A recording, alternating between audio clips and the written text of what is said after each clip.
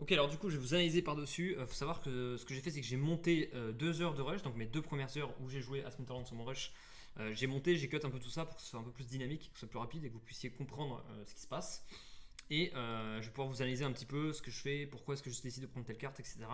Mais de manière assez rapide, puisqu'il va y avoir des dizaines et des dizaines de games. Je ne vais pas analyser pendant 20 minutes chaque partie, ce serait pas très productif de faire ça. Donc, déjà, ce qu'il faut savoir, c'est comme vous l'avez vu dans mon introduction, j'ai décidé de partir principalement sur un jeu bleu-vert. Après, pour moi, quand tu joues, il faut forcément avoir Drake, c'est obligatoire. Donc, il me fallait Drake et 2 couleurs. J'ai décidé de faire bleu-vert. Et vous allez voir que bleu, je vais jouer des unités mages principalement.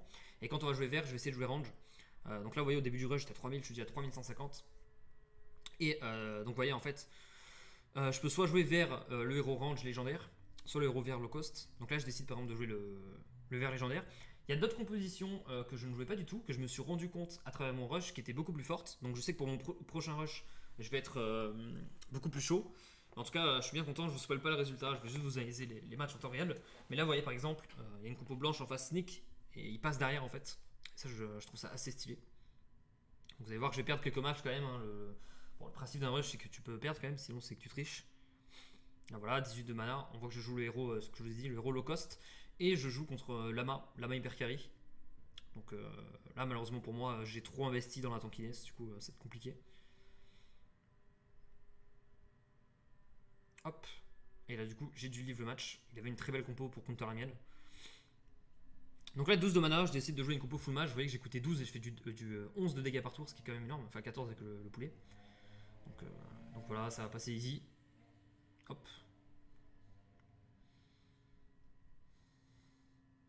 Ici on a 44 de mana, donc quand vous avez 44, il faut jouer des dragons parce que vous êtes en high cost, donc vous pouvez prendre des gros dragons qui coûtent cher. Là vous voyez que la front lane c'est vraiment une des meilleures front lane du jeu, donc pour moi quand j'ai plus de 30-35 de mana j'aime bien jouer Drake et aller chercher lui en front lane. Pareil lui, je sais plus comment il s'appelle, mais lui c'est une excellente unité, qui est quasiment obligatoire, vous voyez que mon adversaire le joue aussi, voilà. Lui il a décidé de jouer celui-là en heal. En fait lui il est parti sur le dark et moi je suis parti en bleu, donc on va voir qui c'est qui a eu raison. Ah oui, c'est vrai que j'ai cut la vidéo, mais je l'ai gagné ce match-là. Voilà, donc là c'est une autre composition. Cette fois, moi je joue mage. Lui, je joue une compo anti-mage, mais comme j'ai un buff d'attaque speed, c'est moi qui ai l'initiative. Et donc vous allez voir que dans les matchs où il y a blast, donc tes attaques ricochent, de manière générale, je joue attaque speed, c'est vraiment très très très très fort. Là voilà, pareil, 99, donc là on a on a mana illimité quasiment, mais je pouvais pas jouer vert, donc j'ai essayé de jouer bleu. J'aurais pu jouer Drake et aller chercher bleu aussi, ce qu'a fait mon adversaire, sachant que lui il a pris la capacité fly pour ne pas se faire exploser par le terrain. On va voir qui c'est qui a eu raison. Ah, vous voyez que c'est quand même super close. Et au final, là, je me suis rendu compte que j'aurais mieux fait de mettre ma dernière unité un peu avant. Et là, du coup, je perds à cause de ça, je perds à cause de mon positionnement. Je suis un peu deg. Mais voilà, ça se jouait. Donc, à noter que j'apprenais en même temps que je montais, hein, parce que moi, du coup, j'ai jamais joué à 3200. Donc là, j'ai explosé le lama. À la fin, je commençais à passer un peu mes matchs parce que je voulais pas perdre trop de temps non plus.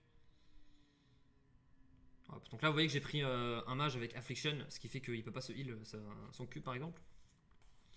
Mais de toute façon, je suis très très bon dans mon match-up, hein, vu que je joue le Griffon.